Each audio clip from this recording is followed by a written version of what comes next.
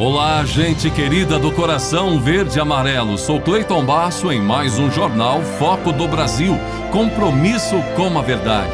Quero agradecer sempre a sua participação, o seu comentário, a sua opinião. Obrigado por participar do chat ao vivo e veja se o sino de notificações está ativado para receber nossas atualizações diárias.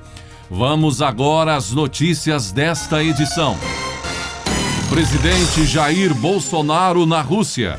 Em Moscou, antes do encontro com o presidente russo, o presidente brasileiro participou de uma cerimônia de aposição floral no túmulo do soldado desconhecido, ponto histórico da capital russa.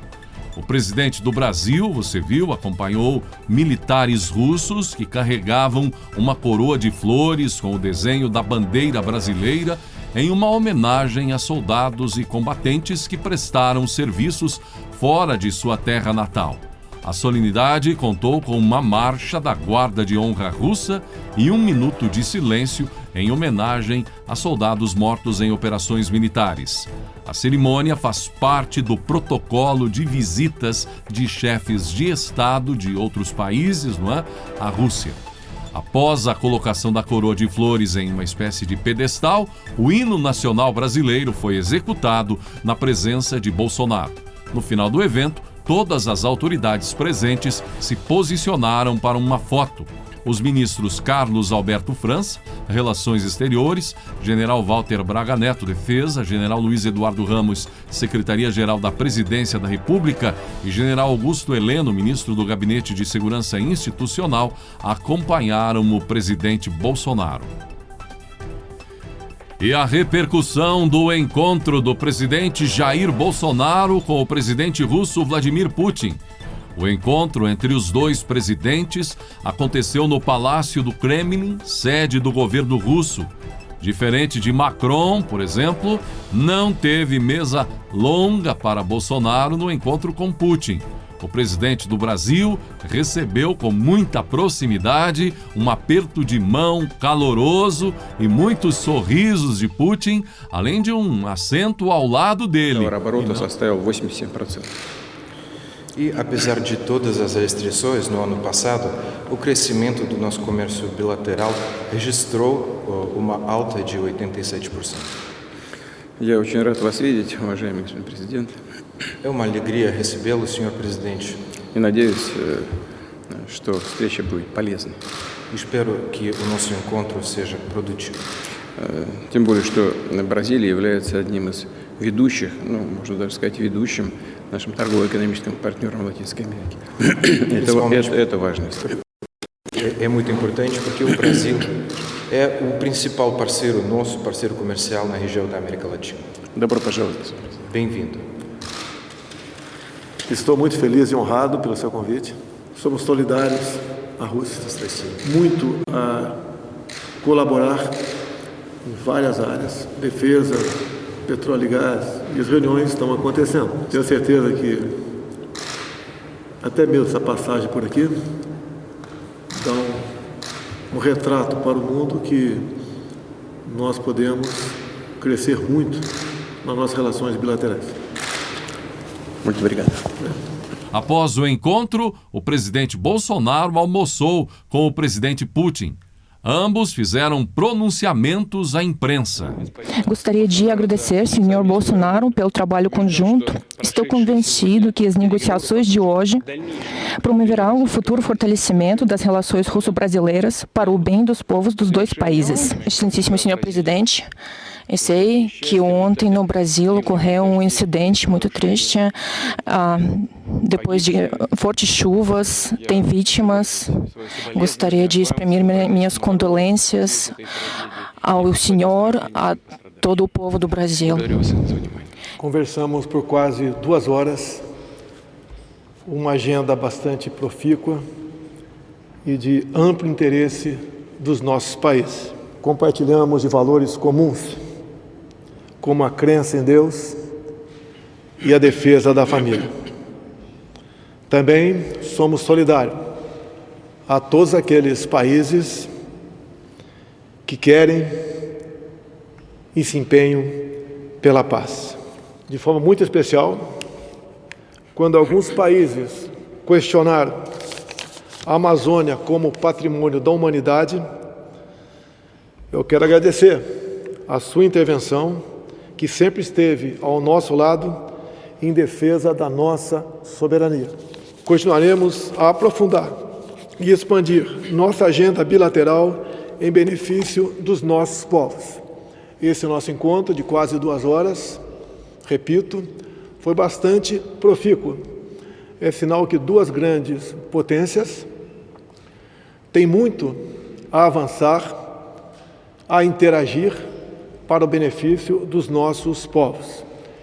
E repito,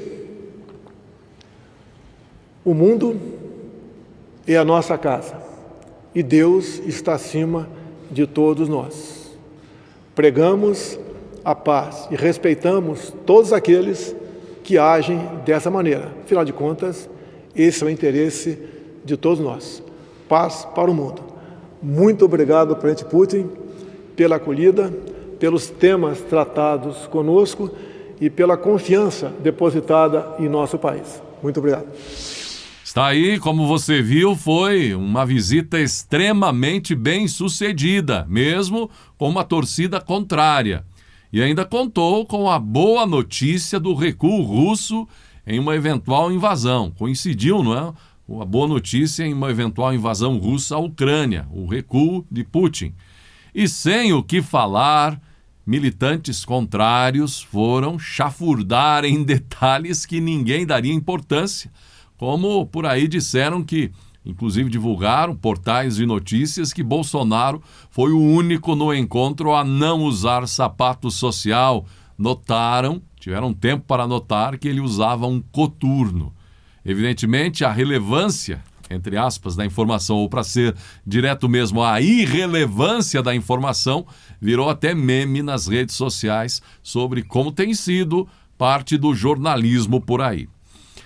E depois do encontro, o presidente Bolsonaro concedeu uma entrevista à imprensa, onde falou da visita. E o encontro com o Putin demorou aproximadamente 2 horas. Um encontro bastante produtivo, tivemos até momentos de muita informalidade e com certas particularidades.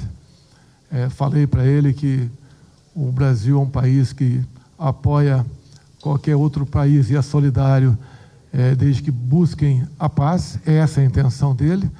Não entramos na questão específica de algumas questões regionais, mas a posição do Brasil é exatamente essa, né? O mundo é nossa casa e Deus está acima de tudo.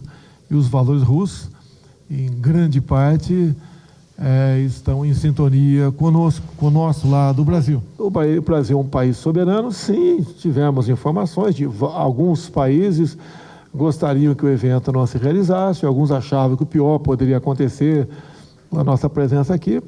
Eu entendo a leitura que eu tenho do presidente Putin, que ele é uma pessoa também que busca a paz. E qualquer conflito não interessa para ninguém no mundo. Mantivemos a nossa agenda, por coincidência ou não, parte das tropas deixaram a fronteira e, pelo que tudo indica, uma grande sinalização que o caminho para a solução pacífica se apresenta no momento para a Rússia e o Brasil. Presidente, já chegou a falar com o Putin sobre segurança nas eleições? Não, esse aí não é assunto para tratar fora do Brasil, com todo respeito. Oi? Poxa, que pergunta, meu Deus do céu. Eu me submeti a tudo o que foi acordado no Brasil. Nada que aconteceu aqui foi diferente do acordado lá.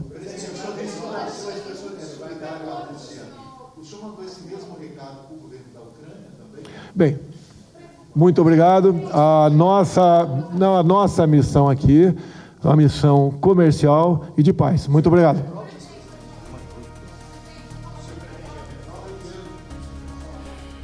Com rumores de ameaças de que integrantes da CPI da pandemia estariam pensando em protocolar um pedido de impeachment de Augusto Aras na PGR para forçá-lo a fazer avançar no andamento do resultado que a CPI da pandemia do Senado entregou à PGR.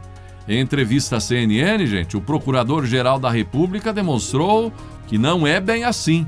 Augusto Aras confirmou que os senadores que integraram a CPI da pandemia ainda não entregaram as provas sobre as supostas irregularidades cometidas por autoridades durante a crise sanitária provocada pela Covid-19.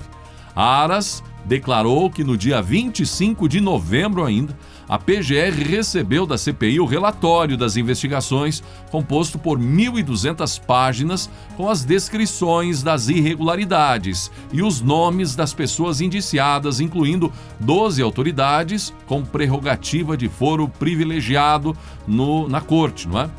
Naquele momento, a CPI dizia entregar as provas que estariam vinculadas aos fatos de autoria daquelas pessoas indiciadas, disse o procurador-geral. Ocorre que não houve a entrega dessas provas, declarou Aras. Ele diz que a PGR recebeu um HD com 10 terabytes de informações desconexas e desorganizadas. Segundo Aras, isso fez com que a Procuradoria protocolasse 10 petições à Corte, buscando manter a validade da prova para evitar que nulidades processuais venham a resultar em impunidade, como aconteceu recentemente em vários processos. Dessa forma, as petições direcionadas à Corte visam exclusivamente manter a cadeia de custódia da prova, acrescentou Aras. O procurador-geral disse ainda que há 8 dias o senador Randolph Rodrigues e demais senadores que compuseram a CPI ou a cabeça da CPI se comprometeram a entregar as provas em 10 dias. Mas Aras diz, olha, hoje, terça, dia 15, dia da declaração, é o 8º dia. Eu espero que até sexta-feira, dia 18, o senador Randolph e seus eminentes pares entreguem essas provas para que o Supremo possa preservar a cadeia de custódia, a validade das provas e que não tenhamos nulidades e impunidade em um futuro próximo, disse Aras. Segundo ele, o tamanho do material entregue pela CPI não indica necessariamente a existência de embasamento jurídico. Entregar um HD com 1 ou 10 terabytes não significa fazer a demonstração de que aqueles elementos probantes coligidos na fase CPI teriam pertinência com os fatos e com os indiciados, disse Aras. Olha, gente, tentar incriminar quem quer que seja, ou, por exemplo, punir o presidente Bolsonaro sobre a questão da pandemia, é a mesma coisa, sem provas, evidentemente, é a mesma coisa que dizer que ele modificou o coronavírus para atingir humanos e que a pandemia começou não na China, mas no Brasil. Tem muito mais de política aí do que qualquer outra preocupação. E Aras está certo, correto, em exigir muito além do blá blá blá de políticos. Afinal, já tiveram muita exposição ao longo de 2021 para isso. Agora é a hora da verdade. E o colunista do jornal Gazeta do Povo, Ricardo Stuckert, denunciou que Lula anda espalhando fake news sobre a Previdência.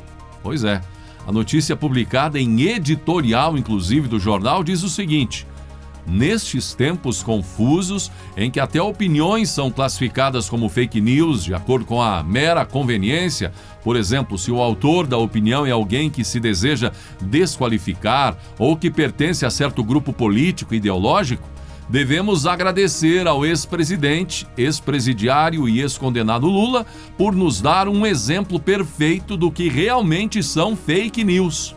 Afirmações factuais sem o menor lastro na verdade.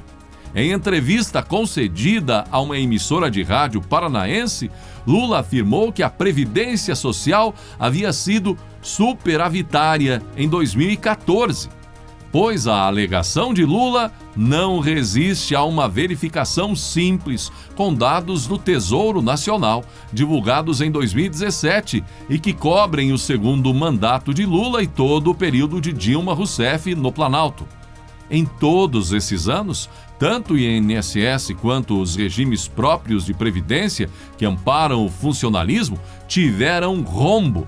No caso específico de 2014, houve rombo, déficit de 56,7 bilhões de reais no INSS e outros 66,9 bilhões de reais nos regimes próprios em valores nominais, sem correção pela inflação.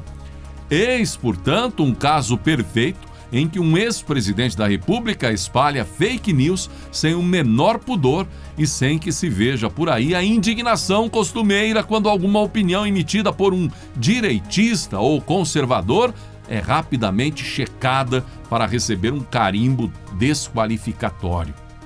O jornalista, gente, diz ainda que, segundo Lula, o Brasil não precisava nem precisa de reformas, nem as que já foram feitas, como a trabalhista, a da Previdência e o teto de gastos, nem as que ainda têm de ser aprovadas, como a administrativa, a tributária e as privatizações. Se a Previdência tinha superávit, não havia por que mudá-la.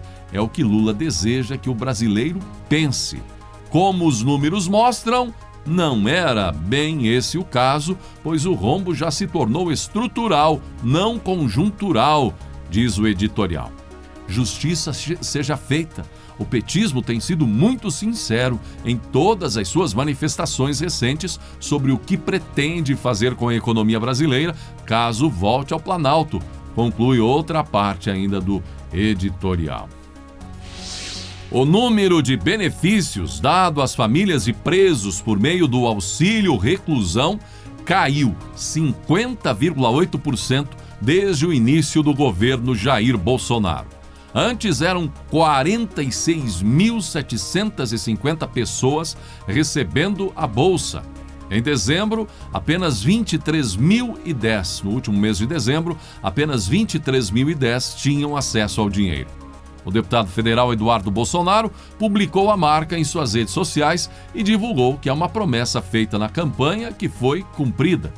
Esse fato mostra que o presidente vem conseguindo impor uma de suas metas no endurecimento de benefícios aos detentos, resultado de uma medida provisória já convertida em lei no início de seu mandato, comentou Eduardo Bolsonaro.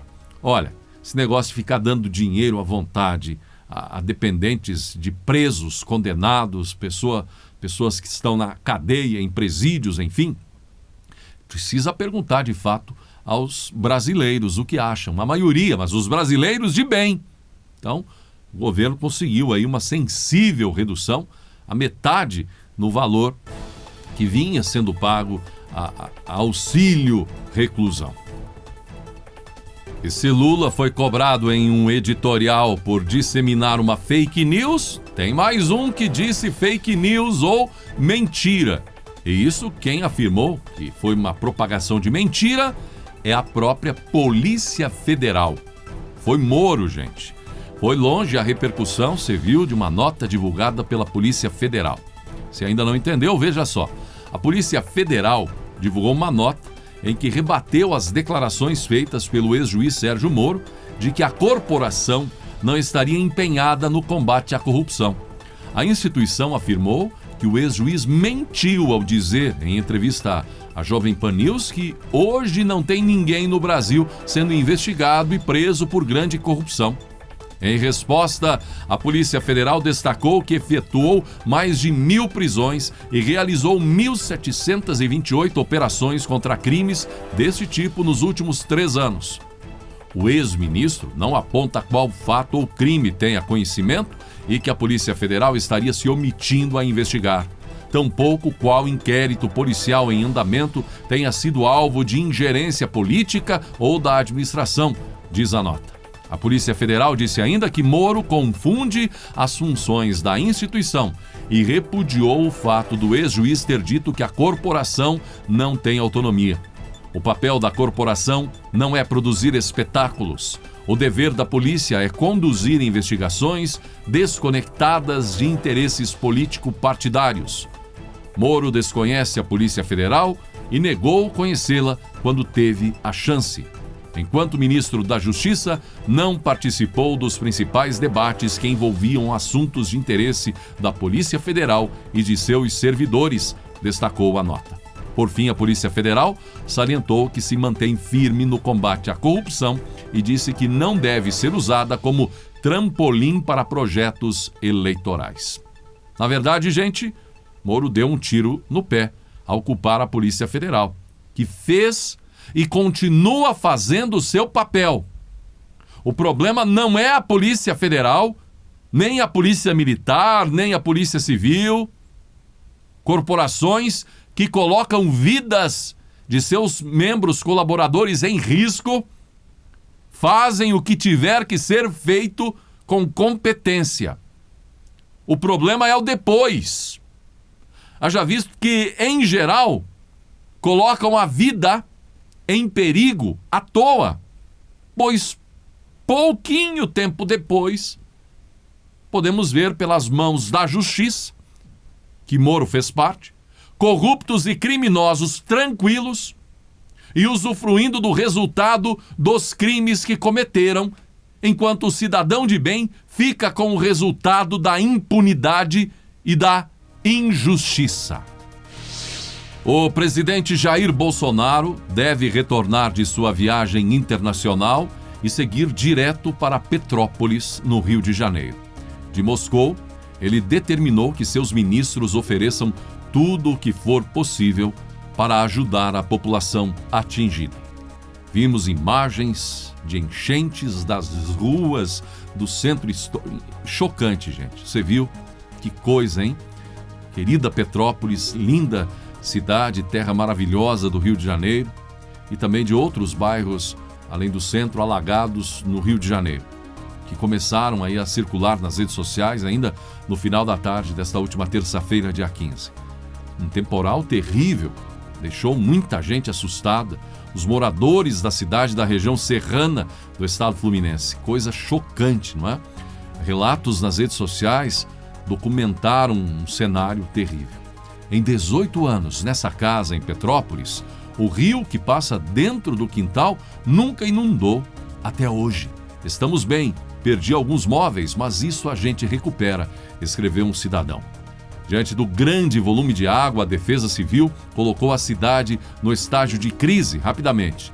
Em apenas 6 horas, o acumulado pluviométrico chegou a 259 milímetros, superando a média de 238,2 milímetros esperada para todo o mês de fevereiro. A história da região serrana é marcada por episódios marcantes de tragédias envolvendo temporais, gente. Em 1988, após dias de muita chuva, 134 pessoas morreram em deslizamentos de terra, desabamentos ou levadas pelas águas da enchente em Petrópolis.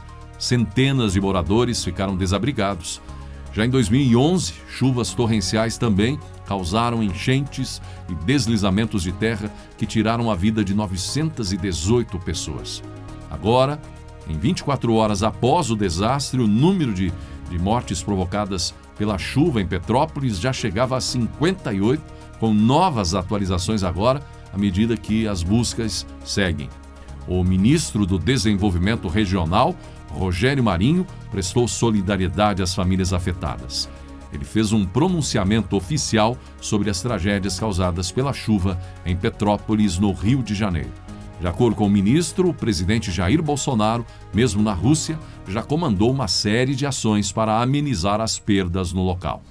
Mais de 300 milímetros em menos de 4 horas provocaram dezenas de mortos e desabrigados. Esse é o momento de nos solidarizarmos e cuidarmos das pessoas que estão fora das suas residências.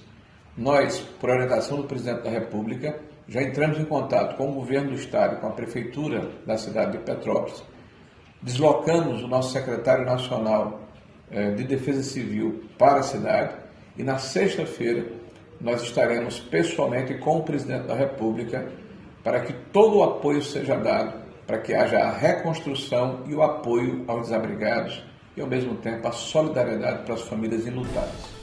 A Fundação Oswaldo Cruz, Fiocruz, liberou o primeiro lote da vacina contra a Covid-19, feita 100% no país. Fabricado em parceria com a AstraZeneca, o imunizante será entregue ao Ministério da Saúde para ser incluído no Programa Nacional de Imunizações. O primeiro lote de vacinas Covid-19, Fiocruz 100% nacionais, foi liberado pelo controle de qualidade nesta semana. A Fiocruz vem alinhando junto ao Ministério da Saúde a agenda dessa entrega, segundo a demanda da pasta.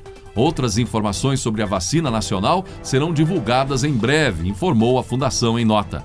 O imunizante é resultado de contrato de transferência tecnológica entre a Fiocruz e o consórcio formado pela Universidade de Oxford e a farmacêutica AstraZeneca. Os primeiros lotes produzidos no Brasil pela Fundação usaram ingredientes farmacêuticos ativos. O ingrediente farmacêutico ativo, principal insumo, do imunizante, é enviado pela China. E agora, então, uma vacina genuinamente nacional. A necessidade de adquirir o IFA na China fez com que a entrega de imunizantes da AstraZeneca pela Fiocruz sofresse alguns atrasos no ano passado. Essa situação mostrou a importância de se concretizar a capacidade de produção do ingrediente no Brasil. O famoso cantor João Neto deu uma triste notícia em relação à sua saúde, mas, segundo ele, está pronto para superar o desafio.